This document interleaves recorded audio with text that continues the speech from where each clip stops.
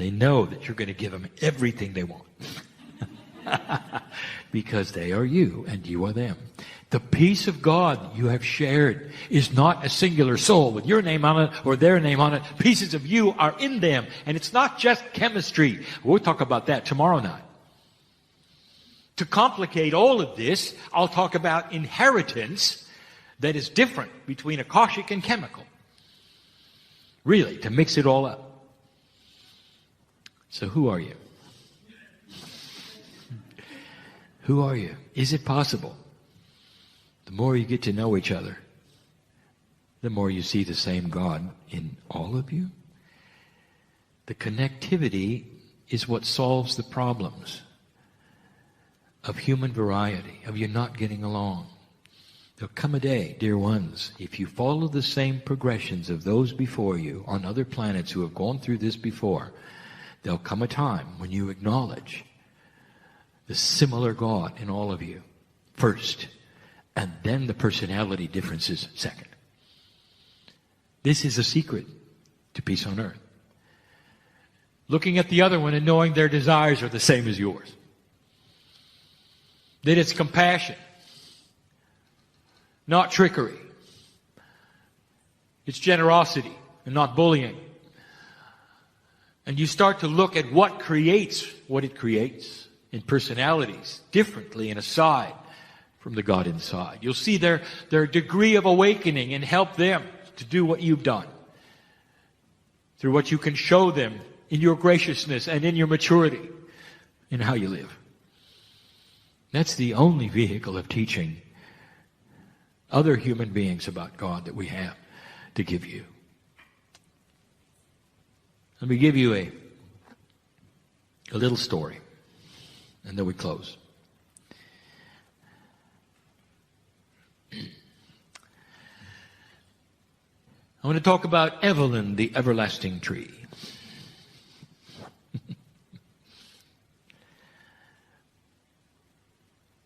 You know, parables don't make a lot of sense. Because they are allegories, you have to forgive some of the 3D parts. And so Evelyn doesn't really exist in nature in the same way. But it's a story. And it's close enough to what nature does so that you will understand. Evelyn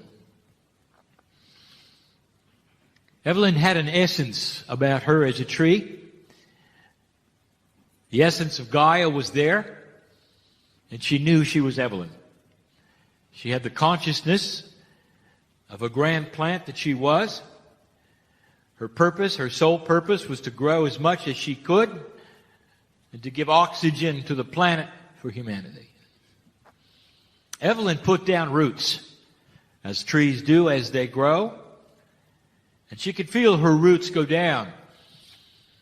And they would then absorb those things which she needed for her growth. The resources of the dirt of the earth were in her roots. And she grew taller. As she grew taller, her roots then spread out more in order to anchor the size that she was and the majesty she represented in her forest. Now, Evelyn wasn't really aware of all of the roots. There were so many of them over time. But one in particular found its way back to the surface, a great distance from her, many meters, and sprouted. And this sprout then became a tree.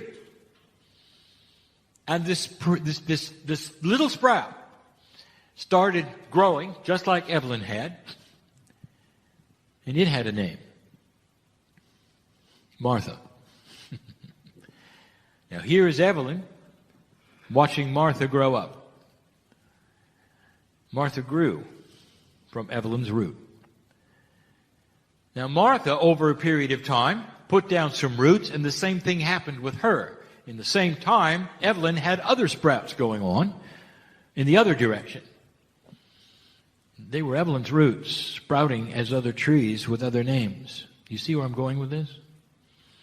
Eventually we have a forest, and all the roots are connected. They're all connected.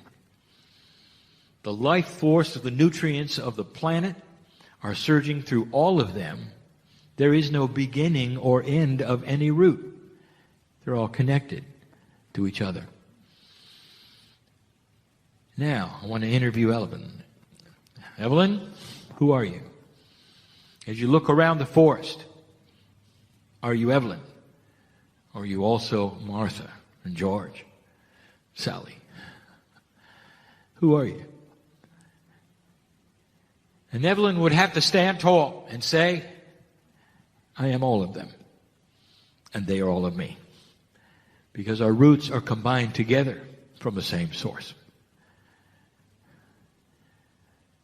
I want you to look at that. And I want you to understand that it is the metaphor of who you are. In nature, you look at these kinds of things and you say, how unique. You don't see it as you do yourselves, with individual personalities, lives to live, or you walk around. But it's true. Connectivity and the realization of it and the oneness that is all is going to be the salvation of humanity.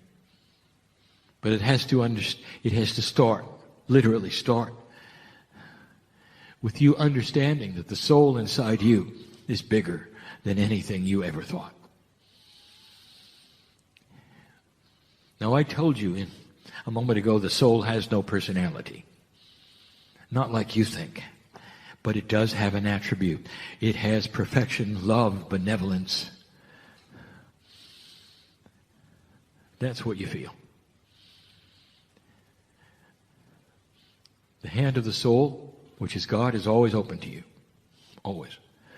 From the moment you're born, the invitation is to discover who you are, to take that hand and move into a position where you can change the planet. And old soul, you've lived long enough to come to this point and hear this message. Well, you know I'm right. Because this is the time to take that hand. It's got to be with your free choice, with your intent, and with your understanding. That's what I want to do. Don't do anything because you should. Or because you came to a meeting and heard a channel that may have moved you. Now you should do something. Don't do that. I want you to sit by yourself alone in a chair and ask your body, is there more? And it will shiver in response. And the first thing it's going to say is, what took you so long to ask? And it'll say, yes. And that is the beginning of discovery. My partner did that. He did it 23 years ago. He started with himself. He was afraid. What energy is talking through me? How could it do this? Is it the devil? All of the things that linear minds go through tradition and training and misinformation was there. All of it. Until he got to a place of pure emotion where he wept with the understanding that he was more than he thought. And it led him right to the source. That's the invitation, dear one, of every single human being on the planet. If you relax and talk to that which is your innate in your body and let it help guide you to the truth, you'll get it. Don't listen to me. Don't listen to another human being. I want you to start listening to you. Start asking yourselves and yourselves what it is you need to know. And it'll tell you. Is this channeling real or is it not? Use your discretion and your discernment and all the words you want. Discern the energy of the day. My partner steps aside for this and now he comes back in a moment. All this time to give you a message of love coming from that source, which is you.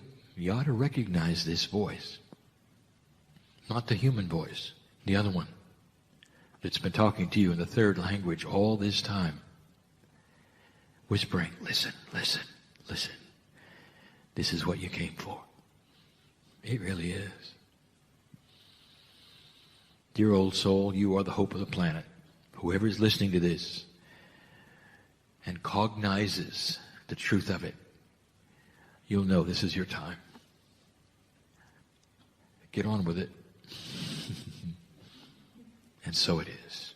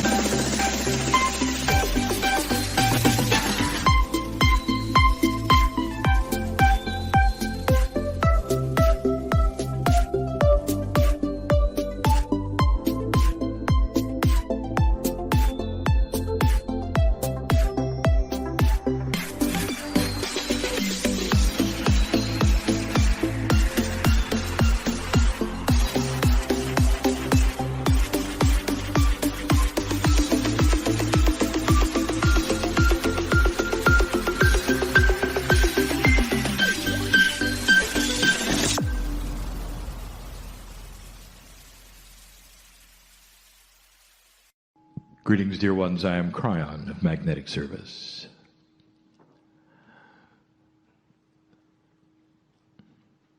And I say that every time. It means that which is multidimensional. For still misunderstood on this planet is magnetics. Not understood is one term, misunderstood is another. For it is a quantum attribute of your reality. One of the few that spills over into your life on an everyday way. And I am in service in a quantum way to you. Relax for a moment. A message that's never been given in this fashion before is about to be given. I want my partner to go slow. The message is multifaceted, and it's one of power. It's one of history. And there are many things to read into this, even beyond the words that will be spoken this day.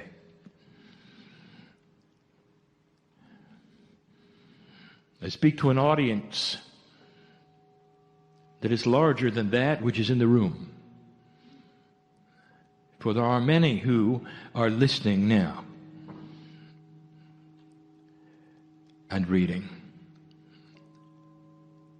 I know the potential of the eyes on the page, the ears that are here. And although there may be 100 or so of you here, there's thousands who will listen. To me, they are listening now. To me, they are reading now. I call the message this day the end of history. And it's not a message of doom. Take it in a linear fashion or take it in a quantum fashion. If you take the title in a linear fashion, you might be frightened. It sounds like the end of time.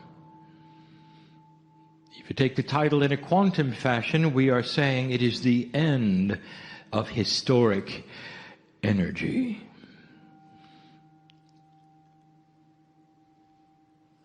There's a shift happening on the planet. We're going to come back to that statement in the end. And for me to do this correctly and appropriately, I may offend some because of the history energy that is inbred in some of you who have been taught a certain way. And I ask you to be patient with this, my message, to become unified with me as I give it. For I want to take you back and explain some things to you.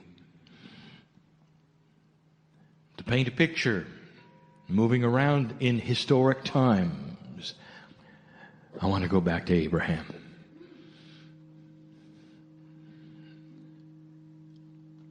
The father of monotheism, Abraham, is where we like to actually look at the history of what you would say modern spiritual belief. For it is the way the world thinks. Oh, there were many before him. Some of you are Lemurian and you know. But Abraham represents to the earth the beginning of what you would call the major religions on the planet. And I want to give you the history of what happened. And I want you to look at it carefully. I want to honor Abraham, born in Ur, which is now part of modern Iraq. And I want to honor his sons, not all born of Sarah. And the one I wish to speak of is Ishmael. Abraham is Jewish, great Jewish prophet. Ishmael is his son. There's no way that you could say Ishmael was not Jewish, for he is, even to this day. Ishmael was born in Hebron, very Israeli. Ishmael is a Jew. He fell from favor even with the Jewish people early on. And Ishmael became that which is the ancestor of all Arabs, seen as such. And if he was Jewish, so were his ancestors. And so you have the Arabs with Jewish blood, that of Abraham, flowing through them. But early on, they cast him out. And so although you had the one God and the monotheism, and you had the principle of the love of God and the unity of God, there was a split. The truth was mixed with untruth. And even to this day, there would be 1 billion human beings who would say it was Ishmael, not Isaac, who was almost sacrificed at the Temple Mount. And what is the truth there? Maybe it's a metaphor for both. Human beings are not built to unify. In an old energy on the planet of those days, and even the days that you were born in, the energy laid upon you to separate, not unify. And that is why they call it the old energy. Oh, there were wise men and women who knew better. But it is the old energy that separates and divides. Let me tell you about Muhammad. Muhammad, the prophet. Muhammad, who is of the lineage of Ishmael, who is of the lineage of Abraham. Muhammad was a Jew. Now that was his lineage, but not necessarily his culture. But remember the lineage. Muhammad had a beautiful, beautiful meeting. More than one.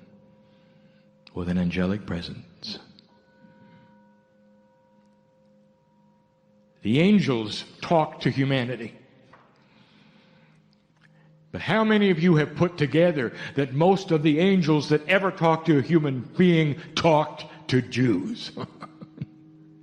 Like Muhammad, like Moses, like Jesus, like Abraham. Well, this was part of the setup of history. Part of what makes the Jewish lineage more important. And we have spoken of before, as go the Jews, go earth. There is something there to look at, and it is going to change.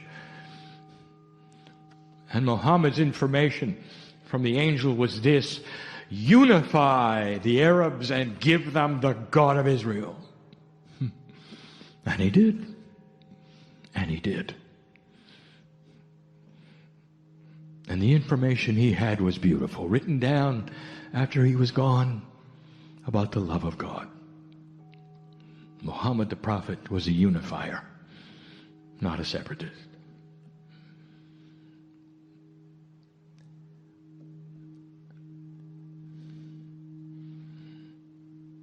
And then there was Jesus. Long before Muhammad, Jesus the Jew,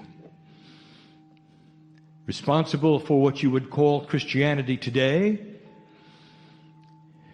All of his disciples were Jewish. The rock, Peter, who started the church, was Jewish. And we tell you these things to show you there is a unity here. Perhaps there is a reason, dear ones, why the 12 layers of DNA have Hebrew names. It's an honor of the masters and the lineage, including that of Muhammad, of Ishmael, of Isaac, of Abraham, and of Jesus. All of them. The original spiritual language, you might say, well, there was Sumerian, there was Lemurian. No, we're speaking of a language of today, spoken today, which is of a pure lineage of the masters who walked the planet.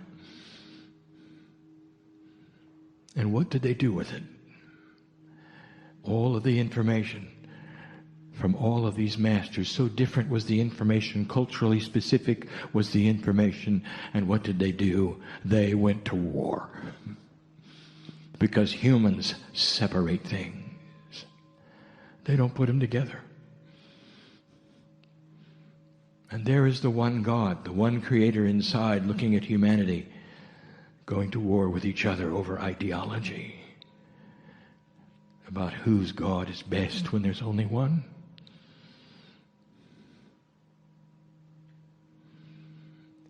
And that's ancient history. And it's thousands of years old. Now it would occur to some to say it is human nature. Therefore, this is what happens with humans. And it will repeat itself over and over. And that is the energy of history.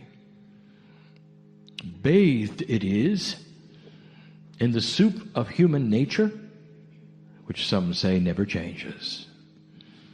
And it will happen yet again and again and again. And I'm here to tell you, dear ones, that it isn't. Because something is happening on this planet that will end history. It's going to end the energy of history. In this earth today, those who were born in Israel are taught from birth how to dislike and distrust all those around them. At this time in history on this earth, those around them from birth are taught how to hate the Jews. Carefully taught. And in this they are proud, because it is the lineage of their ancestors and they want to follow historic protocol. They want to stay separate. And I want to tell you that that's changing.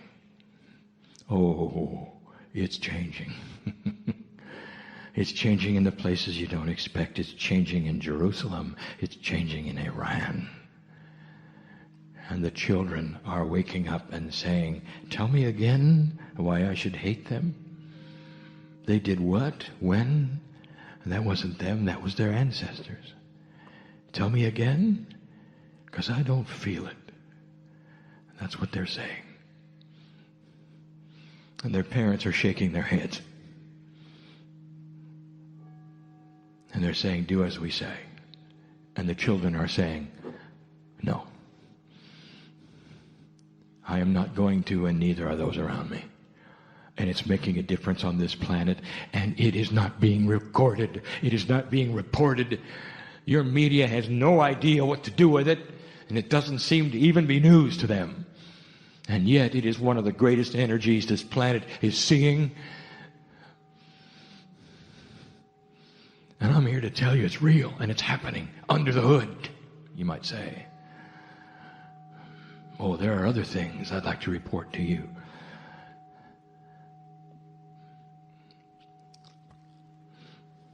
Let's talk about Europe. Eastern and Western Europe.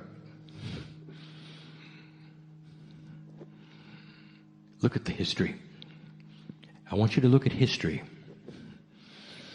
What do you know about them? What were you taught about them, American? You had to learn all those dates and numbers. You sit in a country that's barely 200 years old, and you had to memorize all the battles and all those conquerors and all those armies. The 1400s, 1300s, all the way to the present day, they conquered each other on a regular basis. They warred with each other. When they got tired of that, they conquered other continents. The small country of Spain responsible for conquering South America, Middle America, North America. Millions today are speaking their language. Who never did before they arrived.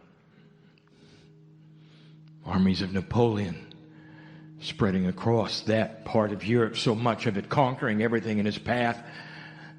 There are some cities, even today in Europe, that still don't know which country they belong to because the borders kept changing so much.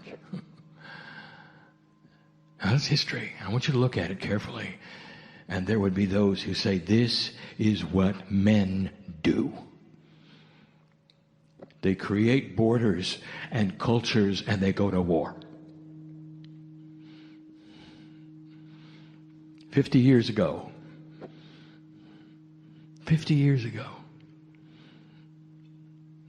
the energy started to arrive. Oh, the alignments go slow, dear human being, but it was here. It was starting. It was beginning. You start to look at some of those who founded some of the institutions that you have today, who are clear thinkers. Some of them are not even here. 50 years ago is when it began, really. A little more than that. 50 years ago, something happened in Europe, and you didn't hear much about it. Some very clear thinkers got together after World War II and said, if we don't do something different and out of the box of thinking, it's all going to happen again. Because this is what we do. Even the young country called America was involved. America almost split themselves before that. Because that's what men do.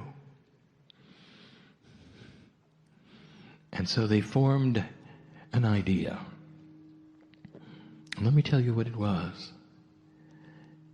What if we got all the countries who wanted to, in mostly Western Europe and perhaps some eastern parts, to agree to become a collection of country states. And if we start this now and go at it slowly, we could eventually have a system where the borders come down and there's no checkpoints and no passports. And they would all trade evenly together, and for that to happen, we may have even a common currency.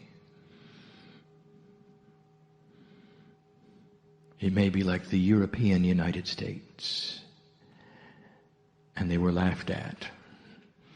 And they were put down by so many who said, no, that's not what we do. We have too many different cultures. There's some with strong currencies. There's some with weak currencies. There's too many objections. Imagine going from one country to another without being inspected at the border. I mean, who are you to suggest something of this nature? And they said, we are unifiers. And we think it's a good idea. 50 years ago. And today, you have the European Union of States. More all the time. And the borders are gone. And the checkpoints are missing. And their currency, called the euro, is the strongest currency on earth. Stronger than yours. Now let me tell you what did that. It's a consciousness shift that even 50 years ago was here, that through these two generations slowly allowed for free thinkers to unify things that had never been unified before. And let me tell you something, they'll never conquer each other again, because history ended at that moment. In the Eastern Bloc, where there is still to this day very little unity, if you interview the consciousness of those, they will say, history will again repeat itself. We are victims of it. It's only a matter of time. They don't feel it, because there's very little unity yet. But they will. There are some others who are starting to feel not a unity between countries, but a unity of spirituality, even in their own culture, that they were never allowed to have before. Of free thinking. It's new. There are those who are standing on podiums and in pulpits, and they are saying, history is ended. It's the end of suffering. It's the end of dictatorships. It's the end of those who would put us in a low place. Instead, it's the beginning of capturing who we are. And although they don't say it in the words that we would say it, they are discovering the Creator inside, that which is the unity of God. And who would have thought this would have happened? The United States is what it is because 200 years ago, the founders said, let us make a group of state countries without physical borders in a system that's never been tried. It's one of unity. And it had its tests, and the unifiers won. And it is why this country is what it is, and is seen and respected for what it is and what it's done. So young it is, but in the new energy it is. Declaration of Independence was channeled. Did you know that? Go read it. And feel that which is sacred inside, for it unifies and does not separate. In this day, and my partner was there to see it, that which is South America is starting to be unified. I would like to paint history for you there. There was a time when every single country had a dictator. Less than 10 years ago, they had failing economies and currencies that were worthless. Trouble and strife and killings. And now they don't. The whole continent, there's only one dictator left. What's happening? There is a move afoot that you're not going to hear about yet. And they're talking about it right now. And let me tell you what they're saying. What would happen if we took these countries and eliminated the borders? They're talking about it. In back rooms where nobody is reporting it. And they're saying, what about a plan of eventually having one currency from the top of Colombia to the bottom of Chile? And we would be strong and unified. And I will tell you, dear one, it's going to work. Let me tell you where else it's happening. In that which is the beginning of the unity of the African states. And they don't even have states yet, and they will. Because when that continent is healed, and there is no AIDS, and there is no disease, they're going to want what you have. They're going to want houses and schools and economy. They're going to want to drive to work in peace. And there is so much land there. And the population is so ready there. It'll be one of the strongest economies on the planet within 2 generations. And it's going to happen because of a unifying idea put together. Don't pull apart.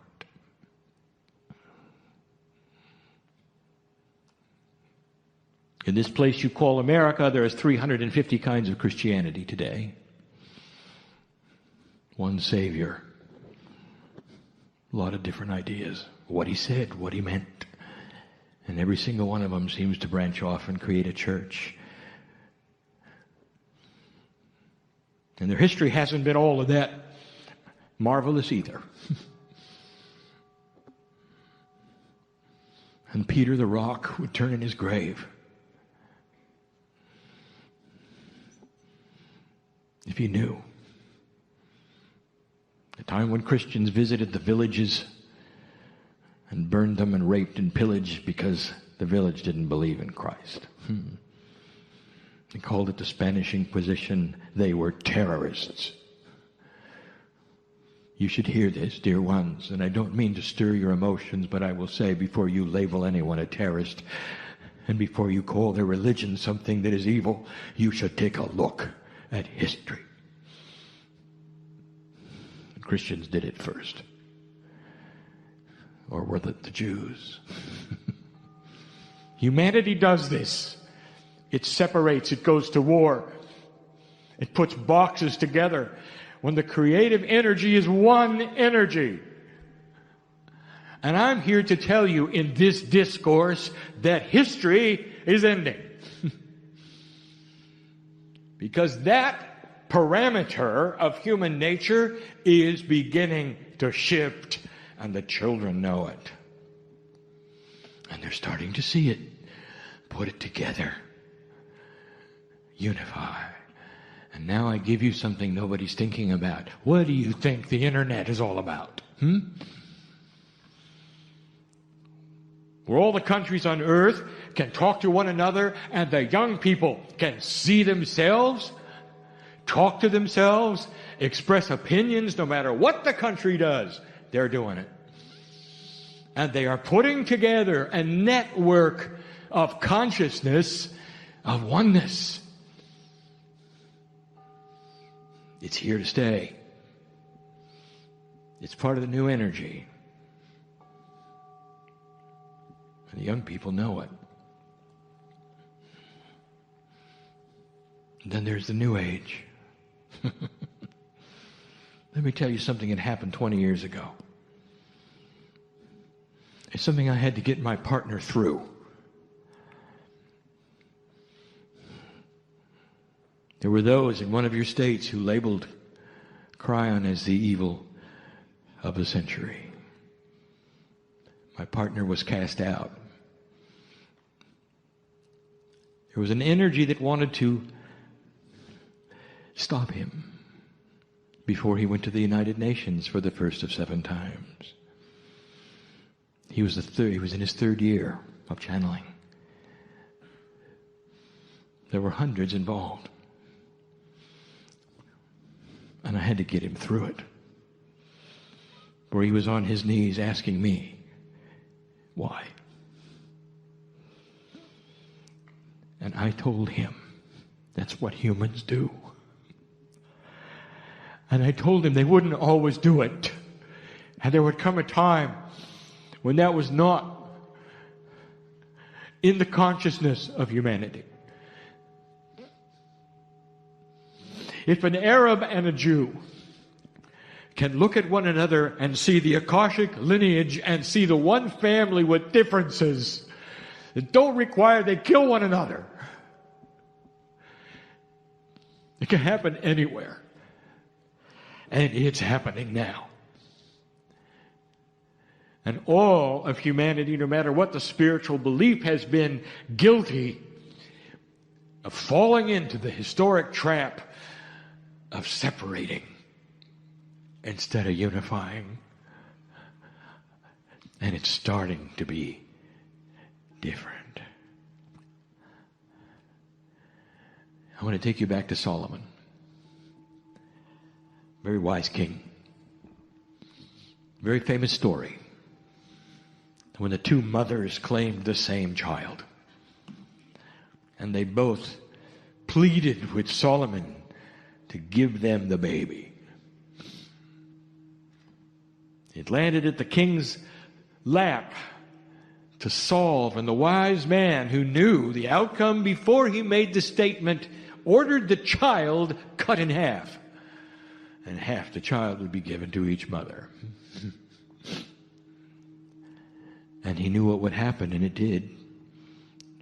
One mother immediately turned white and said, "Give the other woman the child."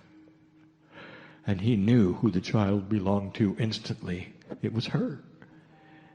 And how did he know? Because compassion was the wisest thing on the planet. And that says it all.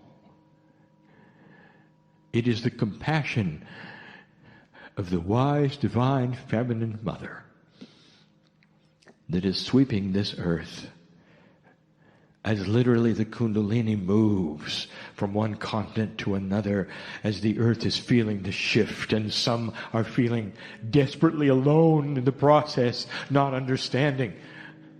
That's what it must feel like with a computer when you turn it off and reboot it. And it's the same here with human consciousness as it reboots itself into another paradigm where history is not going to control what happens next. And that's what you're feeling.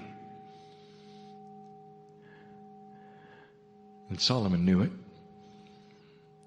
The compassion of the 33. That number which means compassion in numerology. A master number which sits upon the planet, which some call the Christed energy. The master of love. Not the savior for Christians. Jesus the Jew. Aligning with Muhammad of Jewish lineage, Ishmael, son of Abraham. You can see it. It is there. It's odd, perhaps, that the Jews will be the last ones online. They've set it up for this. And I'll tell you why the setup is so grand and so great. Because when they finally unify with themselves and with their neighbors, you will know it's a miracle.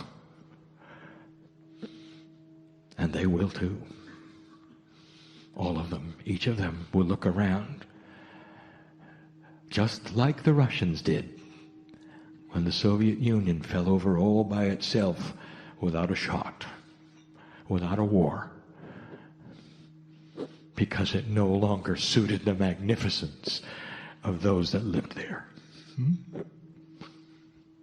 And you're going to see the same thing.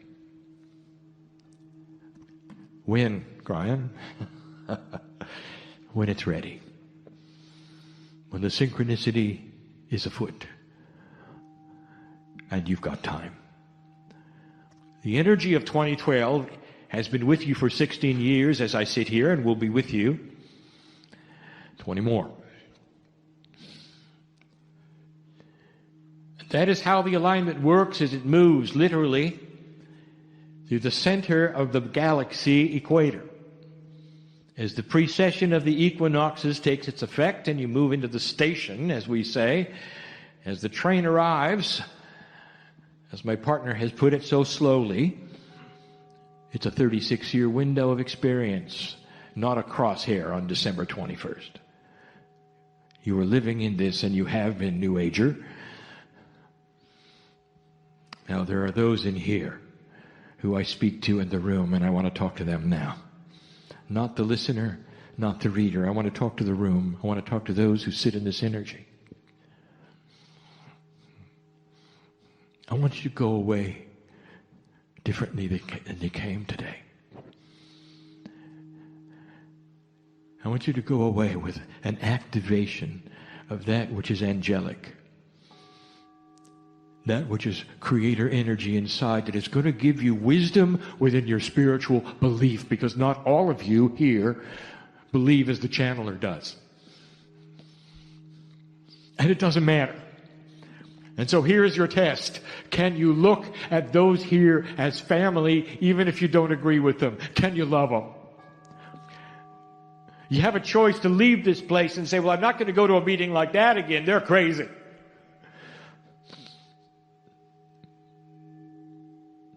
Or you can say, I'm not going to go to a meeting like that again because I don't necessarily agree with them, but I love them. And they're welcome in my house. And if they want to come to dinner, it's okay. And I can joke with them and be with them and shake their hands. Might even marry one of them. Because I recognize that there is one God and there is one Creator, and we both have it inside of us. And so our ideas, differences don't separate us anymore. They can be there like the countries that exist next to each other without borders. The cultures are still there. They still exist. They're still their own country. But now they're together. And they're never going to war with each other again. Ever. They can't. They got one currency. Unification does that. Solomon knew it. The secret is compassion. Dear ones, leave this place compassionate for one another. You get home and you turn on the television and you see someone you don't like because they're politically not of your party. Here is your challenge for the day. Can you love them? Can you see the Creator inside? Anyway, can you see them playing out a game of how things will settle in this country so that you're forced to work together in unity? Did any of you see that? Forced to work together, forced to compromise, forced to unify and not separate. When you see it in politics, you'll know it's real. And that's what we're telling you. Look for it. It's there. Old energy leaves slowly. But there'll come a day when the old energy is not there anymore. And it may take a generation. And some of you say, I won't be here then. And I tell you, oh, yes, you will. Because you're not going to miss the finale. You're not going to miss the finale. And I'm not going to be able to hold you back. And there will be a turnaround time for you which is faster than anything in history, because history doesn't matter, even spiritual history. You're going to arrive and leave quick. We can't keep you home anymore. You always come back to earth. Old soul. And that's why we love you the way we do. Old soul. I want to wash your feet now for what you're doing with the planet, old soul. Take the opportunity to love someone, to see them quantumly, to see them as many, not one, to see their lineage of the planet, to see them as important, like you. And that is the message for this day, that you would unify that which is your soul with that which is other souls. And I'm going to ask you something now. In this room, at this time, I'm going to end the channel. But I don't want the energy to change. You sit in a grand place that was built for spiritual thinking. In the sanctuary of this church, there have been healings, epiphanies. The very wood that is around you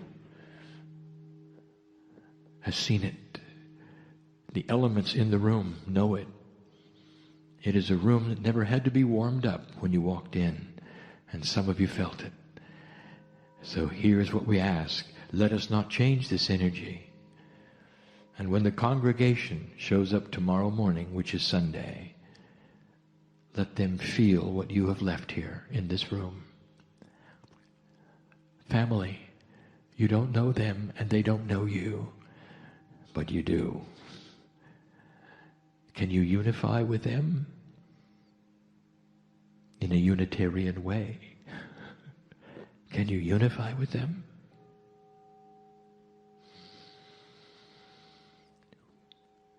When I say the words, "and so it is," hold the energy. Leave at your own pace. Stay seated if you wish for a little while. Leave in quietness. Take your socialization outside.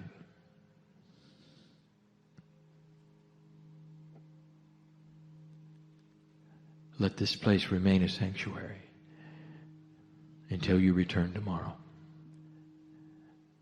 And so there is no applause, there is no noise, only unity, only the love for one another, only quantum thinking about what is before this planet, if you wish it, dear one. Do you feel different about the puzzles before you now? I hope you do. Solvable, every single one. Every single one. And so it is.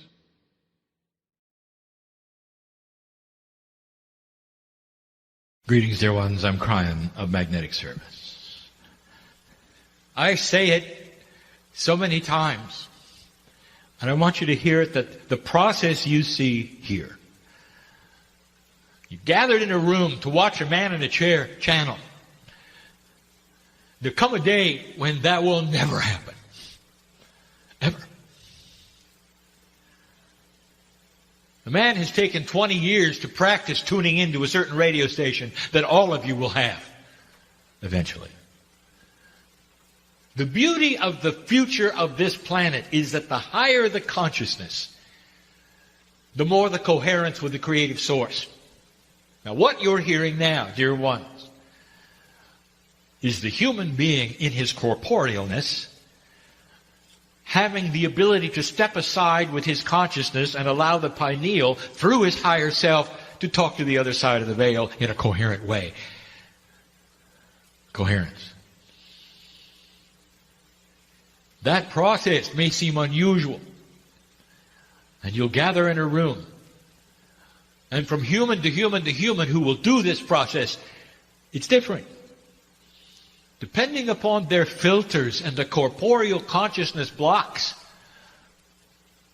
depending upon the synaptic brain and what it will allow, will determine the authenticity of the channel. Your discernment is needed on all of it. All of it.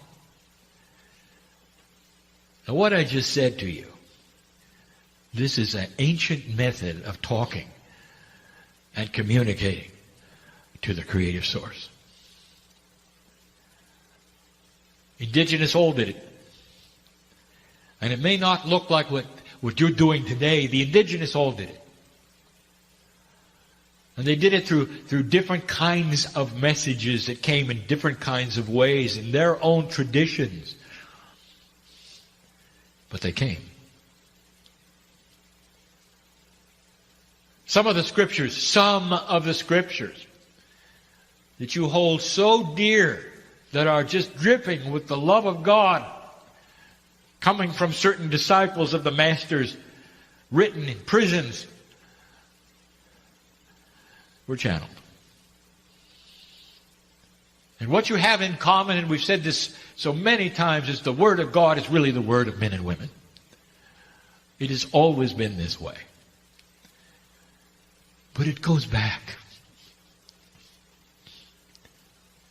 Every single human being, when they awaken and they reach a certain age, they have a realization at some level that they're not alone. And sometimes in its infancy, a child will invent a friend. And that friend will be with them and they'll converse with them. The child will have a friend that protects them from what's under the bed. What does that tell you?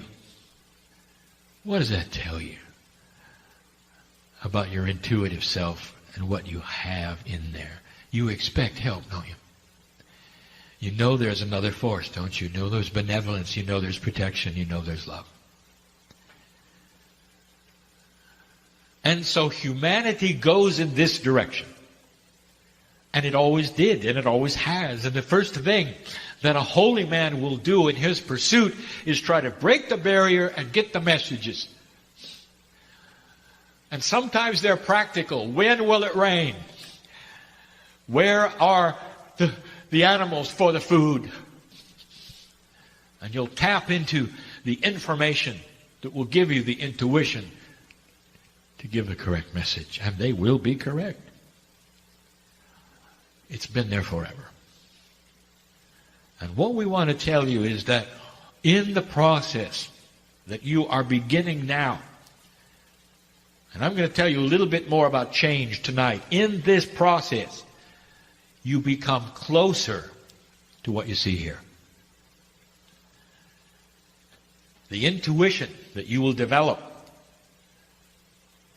will be the key. If you could define channeling, it would be a constant stream of open intuition through the pineal, through the higher self to the other side of the veil that is able to be translated in a linear form. That's channeling. Imagine intuition that it's not fleeting, that stays there, that you can look at and you can examine and you can understand.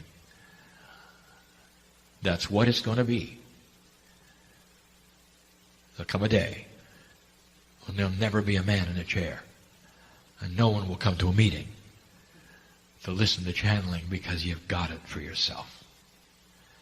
And the beauty of that is two things. You should hear this. Number one, the channeling is for you personal. That's one section. And the other part of the channeling is for all humanity. And all humanity is going to get the same message. The personal is going to be just for you. And that is where the common sense and the wisdom barrier and all the things that we've been talking about will start to occur. It's going to be instinctual. You're going to be born on the planet and you're going to know it. And it's going to be carried over akashically and chemically from one human to another. The babies will be born knowing who they are. And by the time they are grown up enough to make decisions of their own, those decisions will be based in wisdom of the past. You're not going to need channelers. It's a new paradigm. And this channel that I'm giving you is no different than the one that I'd given recently, which I talked about where humanity can go. And we always get the questions from human beings. So many questions. How can I be part of it? How long is it going to take? When will it occur? Yes, yes, and yes. You are part of it. You're in the room, aren't you? Do you care about what's being said? Do you believe it's being channeled? What's your attitude? When somebody says drop into the core and feel God inside you, do you know what they're talking about? Or is it just nice language? Because at the core of you, the higher self is always there to meet you. It always is. Whether or not you find the wherewithal to clear the fear to get there is your issue. Human being, there's work to do, isn't there? If this is so important to the galaxy, Kryon, why all of this stuff around it? Why do we have to discover something in the dark, seemingly? Why do we have to jump through hoops and get rid of the fear and find out who we are and all of these things? Why don't you just show up and make it happen? It is the love of God to you. That's the answer. You've got to do it as a group. You've got to do it through the human brain and through the intuition. You've got to do it in a corporeal sense on a planet for it to work.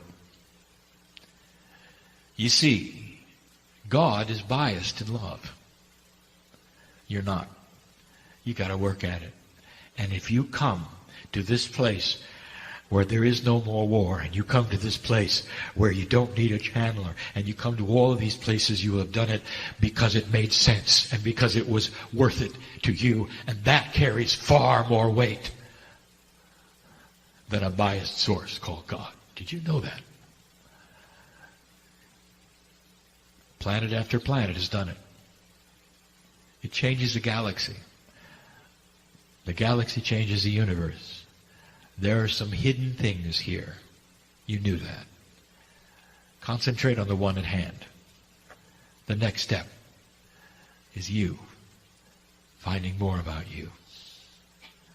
More on this later. And so it is. Of magnetic service.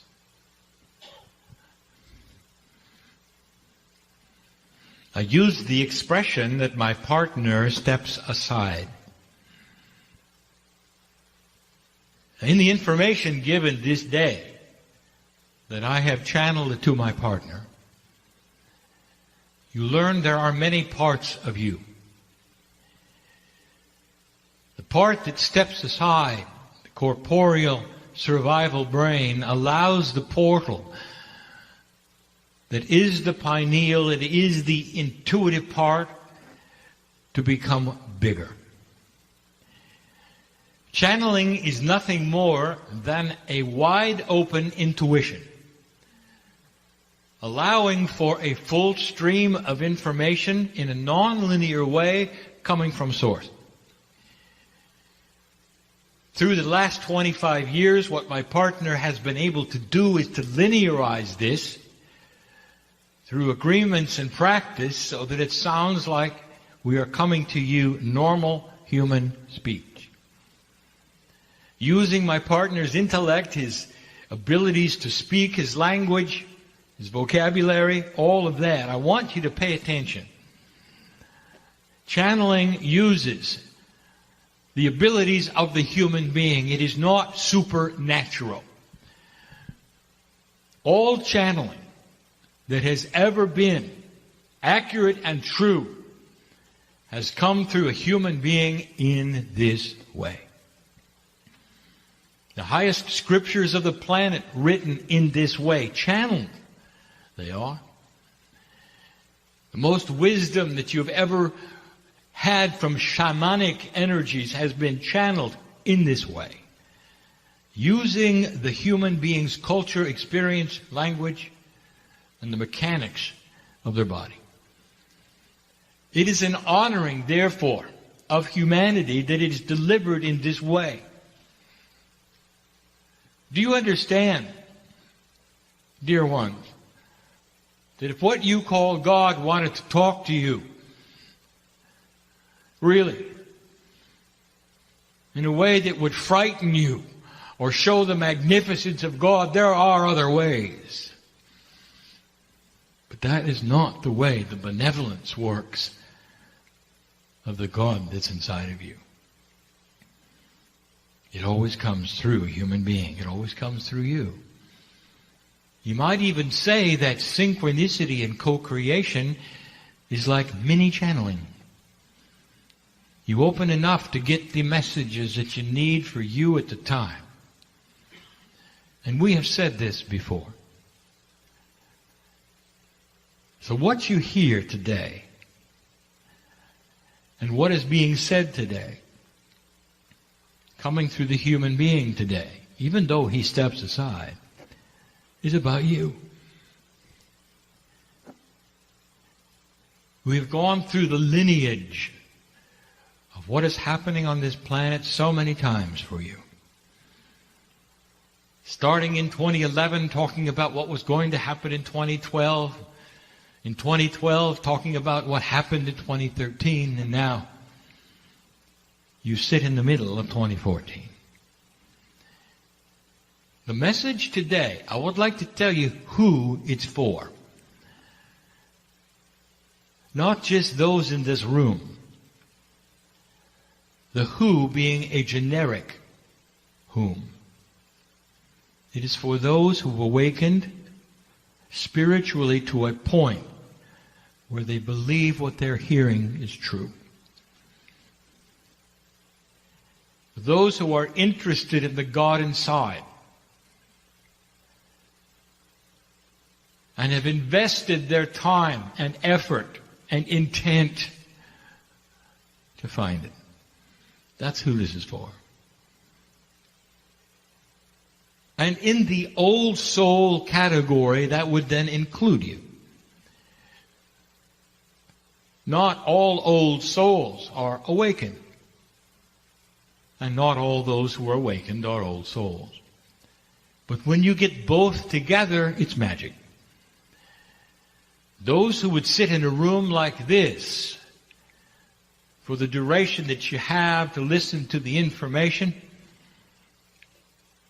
no matter what your chronological age will be, are generally old souls. And the magic is that the information is taken in and acted upon quicker than not. So this is why I sit in front of you. I would like to tell you more about this shift. We're going to label this particular channel the attributes of change. I'm going to start by describing the timing of all things spiritual. You might wonder if Spirit coordinates things with human calendars. It would appear that we do. We talk about 2012, we talk about 2013. I will now reveal to you that these are simply linear compartments that we put things in because this is what you do. It's not always accurate. We talk in generalizations when it comes to the clock for many reasons. There are no absolute timings. Things are driven by human consciousness. The kinds of things we speak of, the attributes of the shift, are driven by the timing of human consciousness shift. And that is unknown by anyone. The parameters all fall within the potential clock that you have. But it's not always that way. Now what I mean by that is that in the middle of what we perhaps thought would happen and be cleared by a certain date may be faster or take longer, depending upon what happens on the planet and the free choice that you have. Now we tell you this so that you will not then someday take a look at prophecy or hold readers to their word that something would happen here or there, they're a year off. You should know that the best reader on the planet can only read the now. And the now is the potential of tomorrow, not the absolute of tomorrow. And so there is what we will call wiggle room for a lot of things. We said that 2013 was the year of calibration. It actually started in 2011. There are many of you who have a longer process than others. It is part of your human design, your timing cycle, that things would take a great deal of time. And some of you are fast. Again, humanity is very, very varied. And so this will then explain why some had this happen and it took forever. And others had something happen like a flash in the pan. Each human being is unique.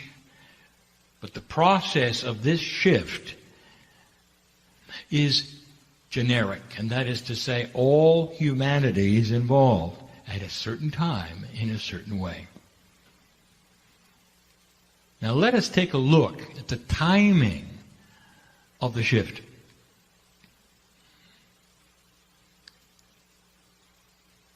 The absolutes guided by the ancient traditions and also the astronomy of today, center it around the precession of the equinoxes. And this is why you celebrated the shift when you did. It is why the meetings took place that should have taken place when they did. Because no one knows the true parameters of how human consciousness is going to react to the things around it. What I want to tell you is this. You're sitting here in July of 2014. And I want to tell you, dear ones, this is where it begins.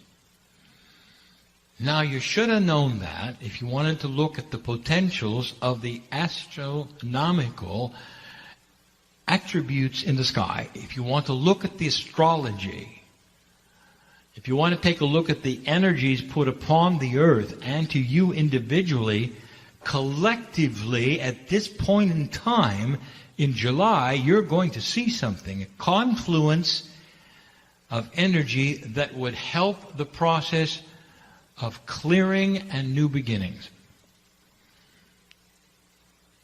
It would have been convenient, would it not, to say that 2014 was the end of the problem.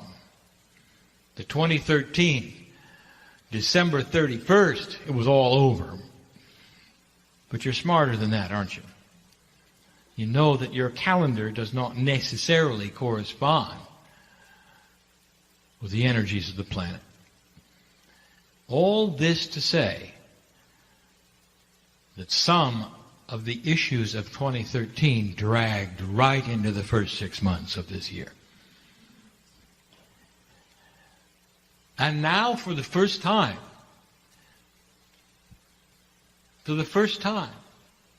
the clearing actually has begun. So this is the time where we can start talking, perhaps, about change. It's going to be simple. Perhaps the lecture today was complex. This is simple. I want you to take a look at what is going on. We have described this shift before, and we have told you it is very much like retuning into a radio station which has slightly changed its broadcast frequency. And so you're going to have to go over and turn the knob to center it up with the broadcast. We've told you that almost everything is going to feel a little off. Now, depending upon the human being and the setup of the human being, the life lessons, the karma perhaps which was not dropped or dropped, will depend upon the setup of how you're affected. So in this particular case, if you have 100 people, there will be 100 ways that you feel it. And they may be different. But this little off could be in your spirituality, it could be in your relationship, it could be at work, it could be health. It could be how centered you feel in your body. It depends upon this, dear ones, how close is your walk with the spiritual side inside you. How close is that walk? And I will tell you, the closer that walk is, the more you're feeling it. The radio station has moved and it's just a little off. You now are not hearing the music clearly. It's just a little distorted and in the distance, and you're going to have to retune to it. Now that is a metaphor. Don't take it any further than that. And that is now starting to shift. Change. What do you do with it? How do you retune to it? And what is the process? It's difficult to explain, is it not? To 100 human beings, which are all very different, what each one is supposed to do. And we can't. But we can describe what is happening so that you can cognize.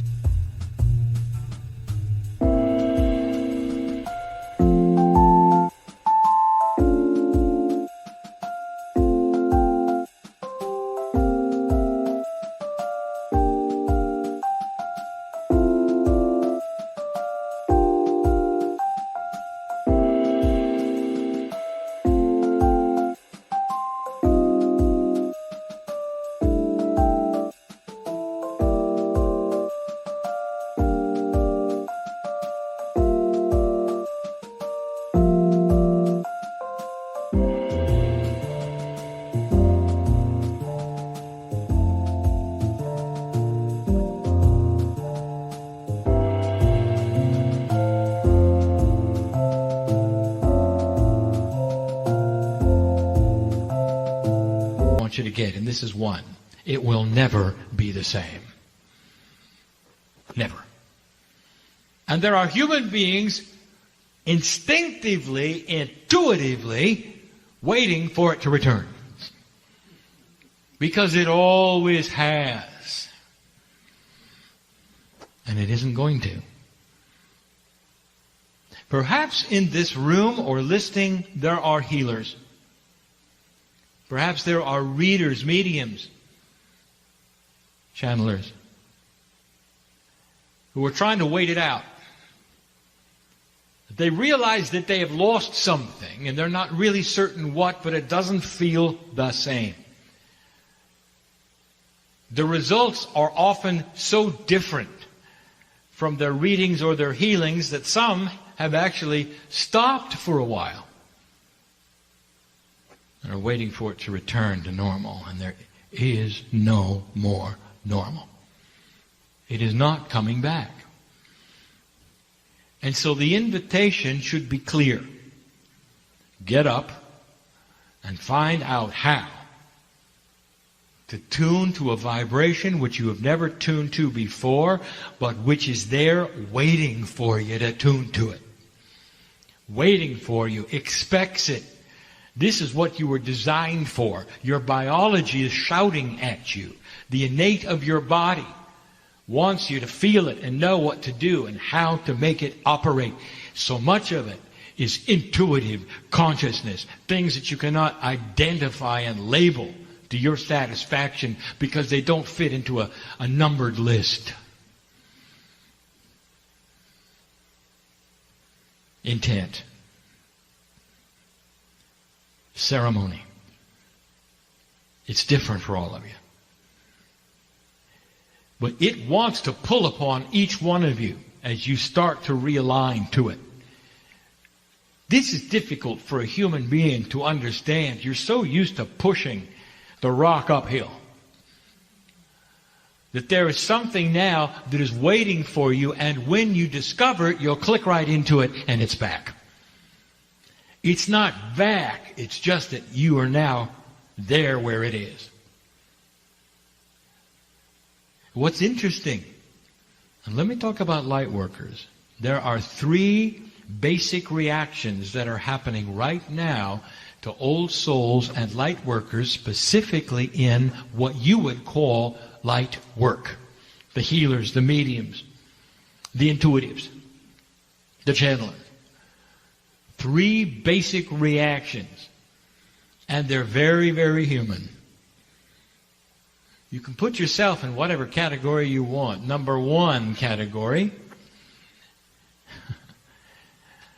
You can't do it. You don't know how, it's too hard, it's not working anymore, so you're going to quit.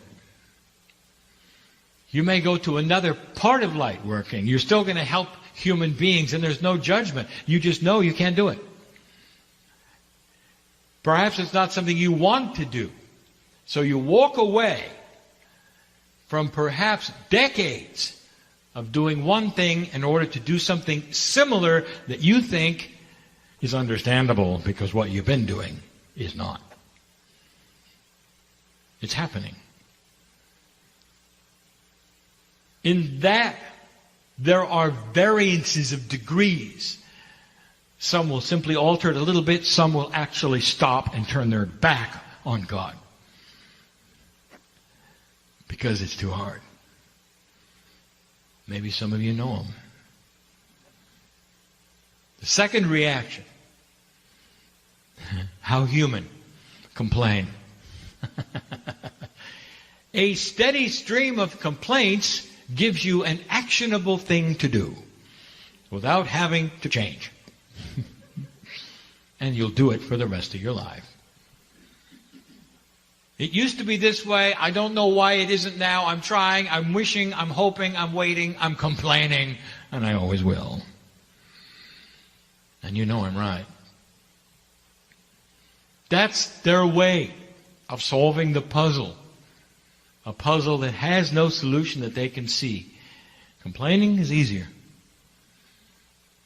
And the third one, and there's only three, are the old souls and the light workers who are sitting, not knowing what to do and being frustrated. And maybe that's you. There are very few who have grasped it and moved that dial and are complacent with the change. And that's because it has only just begun. It took till July to clear. Now the energy that is coming is commensurate to your intuitive approach to find that station. Did you understand that? In other words, there is a benevolent energy pulling you toward the truth of how to work with it. And every single one of you have a unique energy that's doing that. It's beautiful. What a system that it knows your name. That it knows all about the Akash and what you've been through and how many lifetimes you've been and what you're drawn to and where you'll go. What you're called to and where your interests are. It is a new paradigm of dealing with spirit where it knows you. Where there's a handshake you never had before. And where you'll know where that new station is and you'll know the handshake and you're right where you belong. This is far more personal than it's ever been before. There are mediums and healers and intuitives and channelers that simply read and intuit and channel and heal. And it's been something they do. It's never been personal. And now it can be. Imagine going to a level where each one of these things you do, you'll feel that higher self of you who knows you in touch with you. You'll know you're in the groove. This is new. Now is when the change can begin. You might want to take a look at your astrology. You might want to take a look at the planetary aspects. You might want to take a look at even what the ancients have said.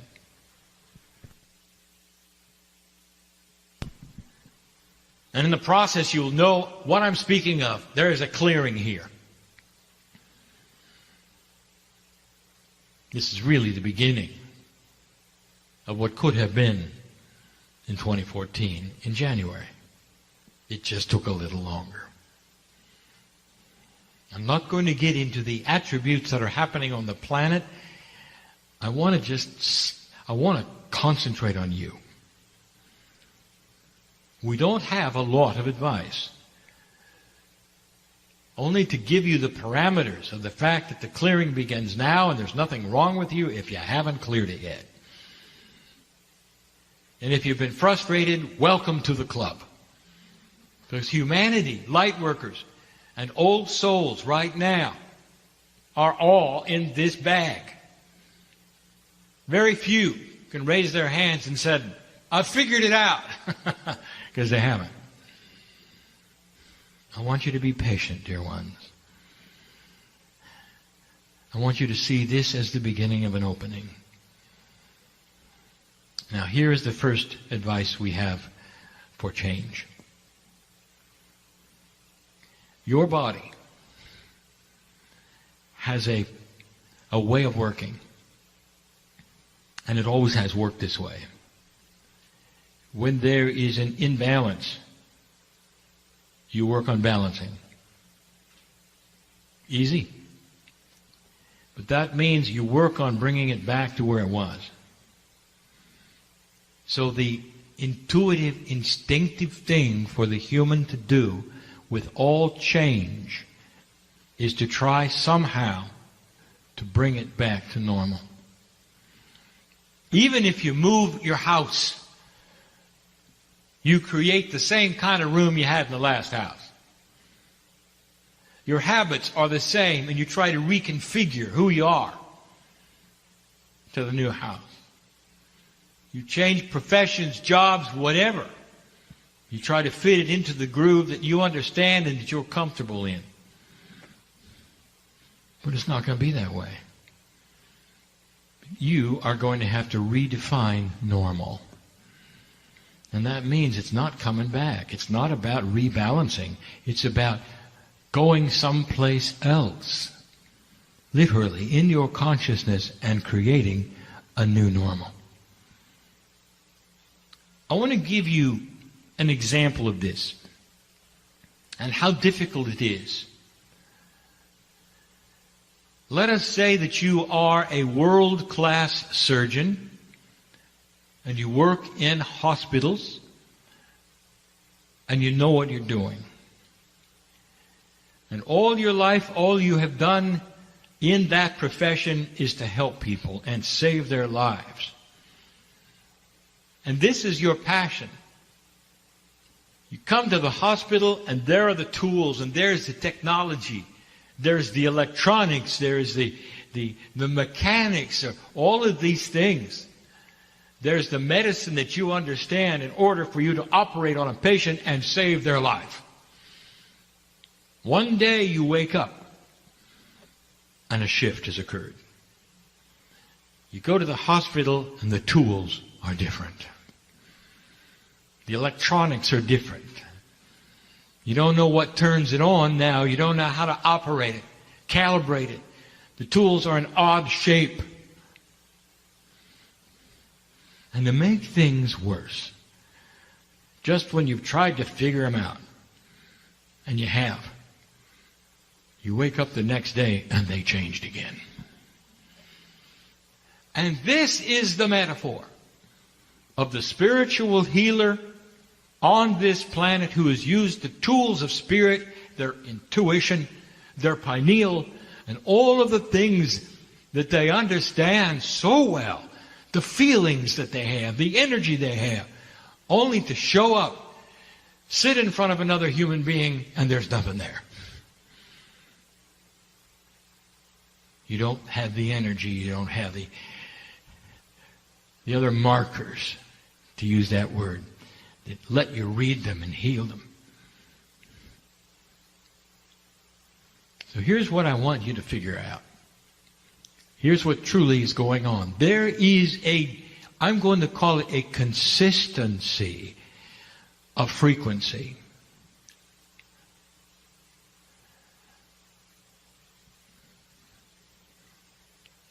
You leave the room today and you may get into a certain kind of car. And you're comfortable with your car because you know where everything is. Let's say that you leave the room tomorrow and it's another car. You leave it the next day and it's another car. There would be a frustration, would there not? But here's what I'm telling you. Here's what I want you to understand. Dear ones, this is a simple metaphor. It's the best we have. In the car example, there are consistencies you can count on. The brake is always in the same place. The accelerator is always in the same place. The steering wheel is always in the same place. The things you got to figure out is where are the gears? How do they work? Where's the windshield wiper and the lights? And once you have the peripherals figured out, you can drive it just as well. Imagine, however, that every day that you have a new car, this new car you have to get used to is better than the last one. It's more elegant. It's more comfortable. It lets you drive on the road so much better than you ever had before. But there's a consistency. There's three kinds of people. One who will immediately see the issue, and they'll quit. I don't want to learn to drive another car. The second one will complain. This shouldn't be happening. This shouldn't be happening. If they get in car after car and don't understand any of them. And the third kind who will look at it and say, I see the steering wheel's in the same place. I see the gas is in the same place. Now, where is the windshield wiper? I'll figure it out. Which one of those are you? Spirit has given a consistency, and that's the best I can tell you. So that when you get to the place where you understand the minutia of the change, truly, the driving force, the majority, will be identical to what you're used to. And it'll all work the same. So the surgeon is smart. He's figured it out. He walks into the hospital because now he knows that every time he figures out the new tools are going to be better. He's going to save more lives. Now he can hardly wait. He said, I can realign to this. It's only going to take me a moment because I figured it out. The electronics, all I have to do is find out where the new on button is. The tools are shaped a little different because they've improved themselves. All I have to do is figure out what the improvements are. And I can hardly wait. Do you see the attitude difference? Now, who are you? Which one are you? And the only admonition in this shift, in these changes that are only just beginning for you, don't try to figure them out. Because just as soon as you think you did, they're going to move on you. How is it a human being can get used to constant change? Where the thing that you were most satisfied with before was consistency of operation, and now every time you show up, it's a little different. It's a big hurdle. It's a new paradigm. I want you to follow the logic of this. In a new earth, in a new planet, you really think you're going to get into an ascension status when things remain the same? You think we're going to take you to another level and it's just going to sit there forever? You are now on a path of consistent change. The children know all about it. They're ready for it. Today's young people expect it. It doesn't bother them at all. Light worker, what about you? I present this information so you'll be comfortable. I know you can do it. Watch for consistency of operation. With the changes being in what you would call the minutia around it. A reader is always a reader, a healer is always a healer, a channeler is always a channeler, and their tools are getting better. That's the message of the day. There come a time when we'll start describing the tools. Not now. I want you to get used to the shift and the change and what it means. And remember, don't look for anything to return to normal. Normal changes every day when you open your eyes. And so it is.